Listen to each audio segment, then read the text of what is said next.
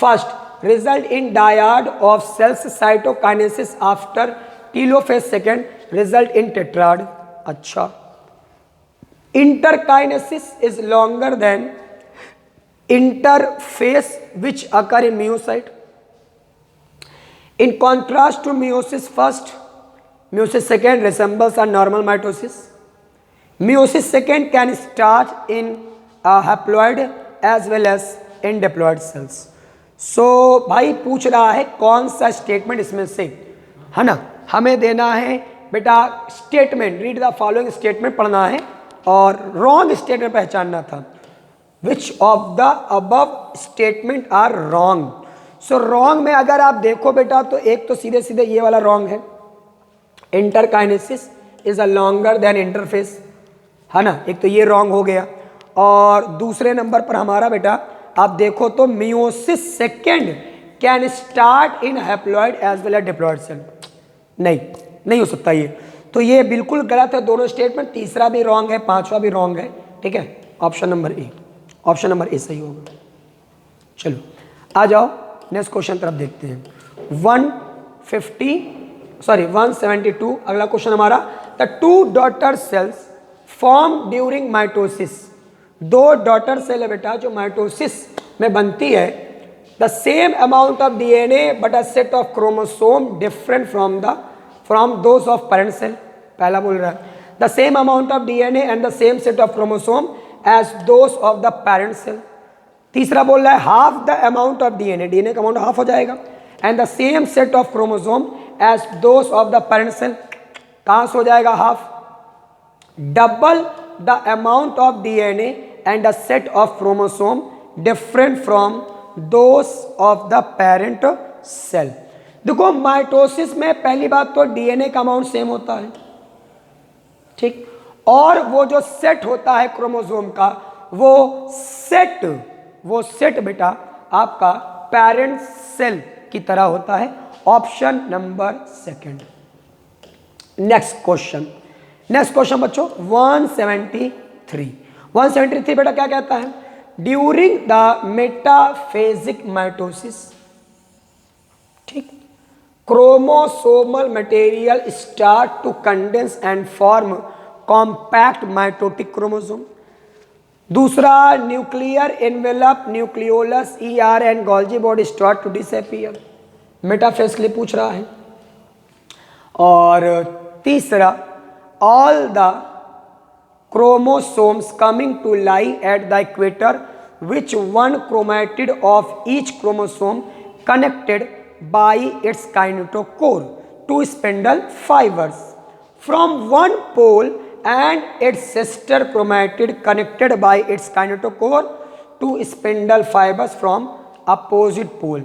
चौथा बोल रहा है centromere split and chromatid separate, तो सेंट्रोमियर का स्प्लिट तो होगा नहीं, ठीक। न्यूक्लियर मेम्ब्रेन ये तो प्रोफेज होगा। Chromosome material start condense prophase. Metaphase के लिए स्पिंडल फाइबर काइनेटोकोर से अटैच होता है। ऑप्शन नंबर तीसरा, ठीक। आ जाओ अगला क्वेश्चन देखते हैं 174, ठीक। The number of chromosome in G1 phase is 36। The number of chromosome in S phase. आपको पता है बेटा कि S फेज में डीएनए का अमाउंट डबल होता है, क्रोमोसोम डबल नहीं होगा। तो जितना आपका बेटा क्रोमोसोम G1 फेज में होगा उतना ही क्रोमोसोम बेटा S फेज में होगा। आंसर बेटा आपका पहला 36 होगा। चल नेक्स्ट क्वेश्चन देखते हैं। अगला क्वेश्चन बेटा हमारा, which of the given feature is not related to anaphase first. कौन सा बेटा इसमें एनाफेज फर्स्ट में नहीं आएगा? Separation of homologous chromosome, spindle fiber are attached to one side of chromosome only, centromere splitting of chromosome leads to reduction of chromosome number। so बेटा centromere का centromere split नहीं होता है एनाफेज फर्स्ट में। आप अपनी एनसीईआरटी जाकर देखिएगा बेटा, एनाफेज फर्स्ट में साफ साफ लिखा है कि सेंट्रोमियर रिमेन्स। बेटा सेंट्रोमियर जो होता है वो रिमेन्स मतलब स्प्लिट नहीं होता है एनाफेज फर्स्ट में, ठीक है, एनाफेज फर्स्ट में, ठीक है, वो रहेगा बेटा, ये आपका इसमें जो है वो बेटा रहता ही है, ठीक है, रहता है। ऑप्शन नंबर तीसरा। नेक्स्ट क्वेश्चन, सेलेक्ट बेटा, select the incorrect statement regarding the cells which are in G0 phase. These cells do not appear to exhibit division. These cells exist G1 phase of cell cycle. These cells are inactive stage of cell division. These cells are metabolically inactive and can never proliferate. तो बोल रहा है कि select the incorrect बेटा, incorrect पहचानना था पहली बात तो G0 के लिए। तो ऊपर के आप देखोगे तो तीनों लाइन आपकी दी है एनसीईआरटी में, ठीक। चौथा वाला जो है ये गलत दे दिया है बेटा, ठीक है, चौथा वाला स्टेटमेंट इनकरेक्ट है, ऑप्शन नंबर 4। आ जाओ नेक्स्ट क्वेश्चन 177। सो 177, ठीक है, तीसरा देखो 177 क्या कह रहा है, कह रहा है sir the correct sequence of phases of cell cycle. अरे भाई इतना बढ़िया क्वेश्चन एनसीईआरटी में आपका दिया हुआ है, पहले सर G1 आता है, फिर सर S आता है, फिर सर G2 आता है, फिर सर हमारा M आता है। सो हमारा सही सीक्वेंस सर आ गया क्या, G1 S G2 M, option number तीसरा। 178, चलो देखो, a particular stage of mitosis is shown in the diagram, select the option with the correct identification of stage, type of cell and the organelle indicated as A in the diagram, ठीक है, ए को जो diagram में दिखाया गया है आपको पहचानना पड़ेगा, ठीक है। स्टेज देखो ये कौन सी स्टेज होगी, तो अगर आप ये डायग्राम देखोगे अपनी एनसीईआरटी में तो ये बेटा आपका टीलोफेज स्टेज है, ठीक, और टीलोफेज स्टेज है तो ये, ठीक है, सेंट्रियोल आपका ए डायग्राम सेंट्रियोल है, और सेंट्रियोल मिलता किस में है, एनिमल सेल में, ऑप्शन नंबर तीसरा, ठीक। 179 बेटा, सो 179 जो हमारा है, which of the following proceeds reformation of the nuclear envelope during M phase of the cell cycle, ठीक है, transcription form chromosome and assembly of the nuclear lamina, ठीक है, बोल रहा है which of the following proceeds, जो आप किया है, ठीक है, ये प्रीसीड्स होगी रीफॉर्मेशन ऑफ न्यूक्लियर एनवेलप, रीफॉर्मेशन होगा, formation of the contractile ring and formation of phragmoplast, formation of the contractile ring and transcription from chromosomes, decondensation from chromosome and assembly of the nuclear lamina, decondension, ठीक, सही answer बेटा, fourth होगा, fourth, yes sir fourth होगा। 180 देखो बेटा, 180 assertion exoskeleton of arthropods have a complex polysaccharide called chitin. Chitin is a homopolysaccharide. Reason बोल रहा है chitin is a polymer of sugar derivative N acetyl glucosamine. तो भैया असर्शन और आपका रीजन, तो ये दोनों आपके एनसीईआरटी में मेंशन है, तो दोनों असर्शन रीजन आपके सही हैं, और ये करेक्ट एक्सप्लेनेशन भी है बेटा असर्शन का, ऑप्शन नंबर फर्स्ट 181। आ जाओ बेटा जी 181, बेटा जी 181 कह रहा है arrange the steps of catalytic cycle of an enzyme in order and choose the right option. Enzyme release products of reaction and the enzyme is free to bind to another substrate. Active site of enzyme is in close proximity substrate and breaks the chemical bonds of substrate. Binding of substrate induce enzymes to alter its shape fitting more tightly around substance. Substrate bind to active site of enzyme fitting into active site. ठीक है, बोल रहा है arrange करना है बेटा आपको इसको catalytic cycle of an enzyme. तो कैटालिटिक साइकिल ऑफ एंजाइम को बेटा आप अरेंज करो। तो सबसे पहले तो सबस्ट्रेट जुड़ता है एक्टिव साइट ऑफ एंजाइम से, पहला हो जाएगा हमारा। ठीक है, चौथा नंबर जो है सबसे पहले होगा। ठीक, फिर ये आपका जो बाइंडिंग ऑफ सबस्ट्रेट है induces enzyme, induces of enzyme, enzyme का जो इंड्यूस करेगा है ना, उसको प्रेरित करेगा और उसका जो स्ट्रक्चर है वो शेप, मतलब जो उसका शेप होगा अल्टर इट्स शेप फिटिंग, अच्छे से वो ताकि फिट हो जाए सबस्ट्रेट से। तो फिर तीसरा वाला ऑप्शन आ गया हमारा। उसके बाद ये क्लोज है ना बेटा, ये क्लोज प्रॉक्सिमिटी होगी सबस्ट्रेट की, ब्रेक्स द केमिकल बॉन्ड्स, हमारा फिर दूसरा नंबर आ गया। और फिर सबसे लास्ट में प्रोडक्ट बन जाता है पहला। तो सही ऑप्शन चौथा, तीसरा, दूसरा, पहला। चौथा, तीसरा, दूसरा, पहला किसमें है? पहले ऑप्शन में।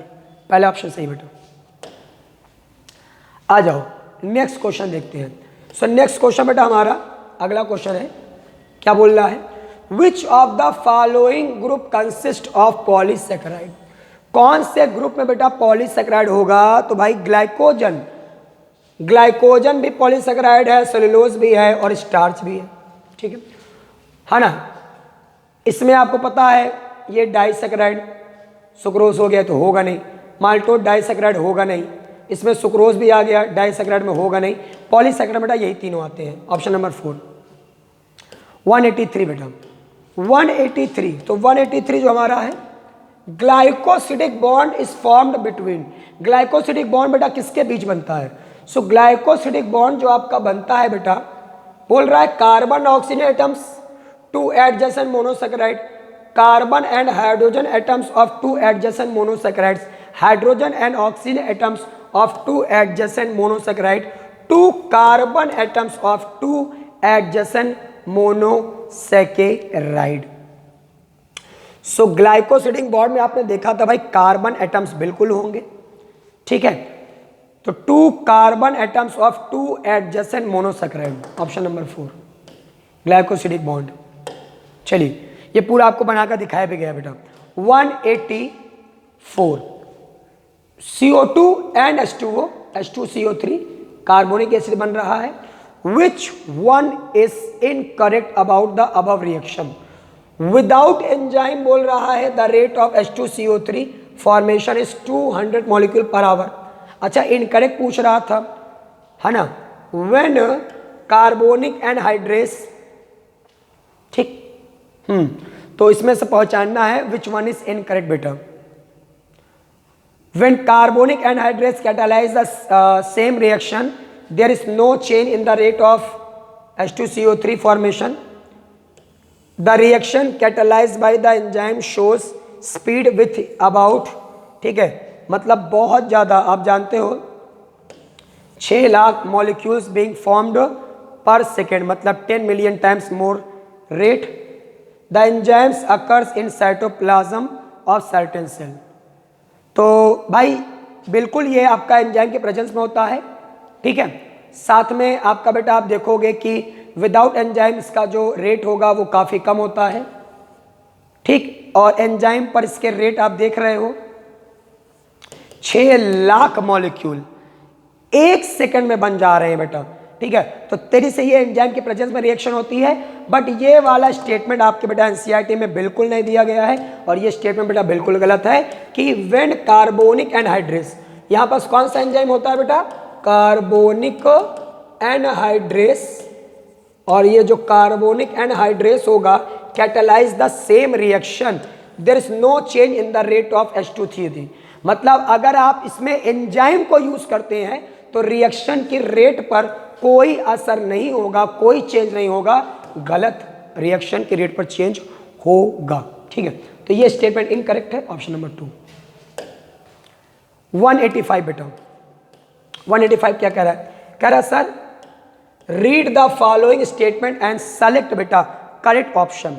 बोल रहा है the chemical and physical properties of amino acids are essentially of the amino acid carboxyl and are functional group. अच्छा, मतलब इसकी जो केमिकल और फिजिकल प्रॉपर्टी होती है उसके लिए इसेंशियल होता है amino group, carboxyl and are functional groups. Statement second क्या बोल रहा है? A particular property of amino acids is the ionisable nature of NH2 and R group. So देखो भाई, पहला वाला तो जो आपका स्टेटमेंट है ये सही है, इस पर ये बिल्कुल डिपेंड करता है, ठीक है। स्टेटमेंट फर्स्ट इज करेक्ट है, लेकिन स्टेटमेंट सेकंड जो बोल रहा है a particular property of amino acid is the ionisable nature of NH2 and R group, गलत स्टेटमेंट। यहां पास गलत है भैया, COOH भी तो होगा, COOH। भाई क्या बोल रहा है? अमीनो एसिड की आयनाइजेबल नेचर NH2 और COOH। ये स्टेटमेंट बड़ा गलत है, ये वाला स्टेटमेंट सही है, तो statement first is correct but statement second is incorrect. Option number 2 बेटा। आओ 186 आएंगे और अब हम शुरू करने जा रहे हैं बायो का अपना जो है ये जो हमारा सेकंड पार्ट चल रहा है, सेकंड पार्ट का section B. Assertion during anaphase the centromere of each chromosome is at the leading edge with the arms of the chromosome trailing behind। बोल रहा पहला, अच्छा असर्शन दे दिया। At the onset of anaphase centromere of each chromosome split। अच्छा, centromere बोल रहा है split होगा, साइमल्टेनियसली होगा, ठीक है। सो पहला वाला जो आपका स्टेटमेंट है both assertion and reason, assertion और रीजन तो आपका दिया हुआ है, असर्शन और रीजन तो सही है, लेकिन ये जो रीजन है ना बेटा, ये आपका इसको सही से एक्सप्लेन नहीं कर रहा है। So both assertion and reason are true but reason is not correct explanation of assertion, ठीक है। 186 187 बेटा आते हैं इसके बाद हम लोग 187 देखते फटाफट। 187 क्या कह रहा था? कह रहा बेटा कि during meiosis second how many times of nucleus division, DNA replication and बेटा division of centromere takes place. So during meiosis बेटा न्यूक्लियस का डिवीजन कितने बार होगा? सर न्यूक्लियस का जो डिवीजन हो रहा है मियोसिस सेकेंड में तो एक बार होगा, DNA रेप्लिकेशन तो होगा ही नहीं, ठीक है। और सेंट्रोमियर आपका डिवीजन ऑफ सेंट्रोमियर एक बार, ऑप्शन नंबर 4। चलो 188 A typical diploid cell of maize root has 20 chromosome. How many chromosomes will be present in the cell at G1 phase, after S phase and after बेटा हमारा M phase? मेज में बोल रहा है 20 chromosome है, ठीक है। G1 फेज में कितने हो जाएंगे? 20 ही होंगे, ठीक। S फेज में भी क्रोमोसोम नंबर चेंज नहीं होता है, 20 होंगे। और M फेज में भी पेरेंट के बराबर ही क्रोमोसोम होते हैं, 20। ऑप्शन नंबर 2, ऑप्शन नंबर 2, ठीक। 189 डायग्राम पहचानो। A, B and C are 3 stages in the meiosis first as given in diagram. Arrange them in the sequence of their occurrence, ठीक है। occurrence पहचानना है। A, B, C आपका दिया गया है 3 स्टेजेस म्यूसिस फर्स्ट की हैं। म्यूसिस फर्स्ट की 3 स्टेजेस हैं, इसको अरेंज करो सीक्वेंस के बेसिस पर जो पाई जाती हैं। तो सबसे पहले, ठीक है, सबसे पहले तो आपका ये आ गया प्रोफेस, फर्स्ट का स्टेज है ये, ठीक। और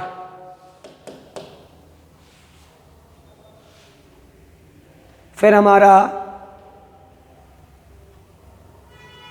ठीक, पहले तो ये आ गया हमारा, फिर इसके बाद हमारा आ जाएगा नेक्स्ट नंबर ए वाला ना बेटा, ये सेंट्रोमियर से वो आपका जुड़ा हुआ है, बट क्रोमोसोम जो होमोलोगस क्रोमोसोम वो सेपरेशन होने लगे, अलग होने लगे हैं, ये बात आता है।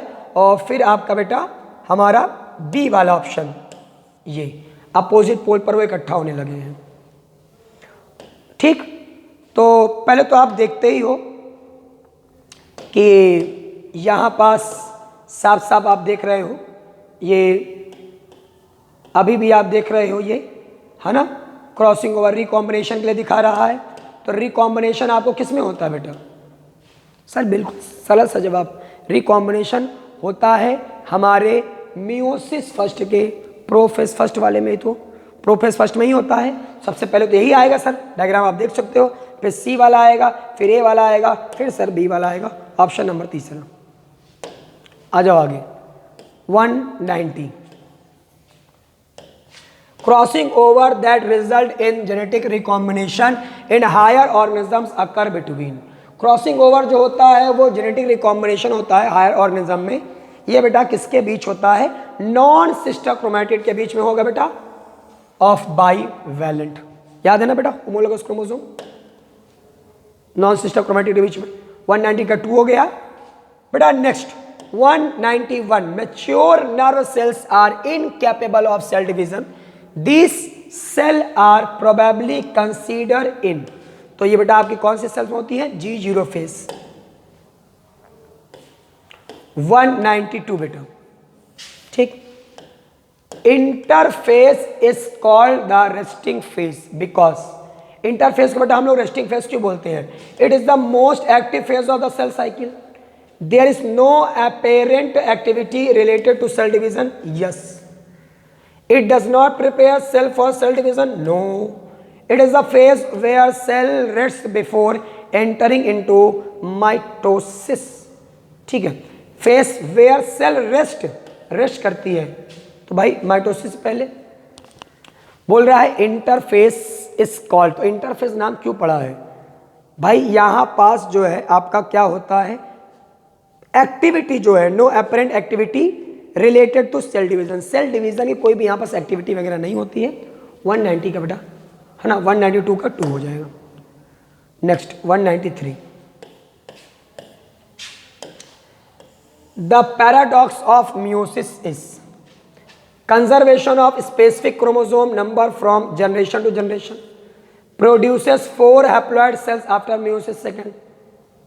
बिल्कुल नहीं। it is a double division or does not involve DNA replication।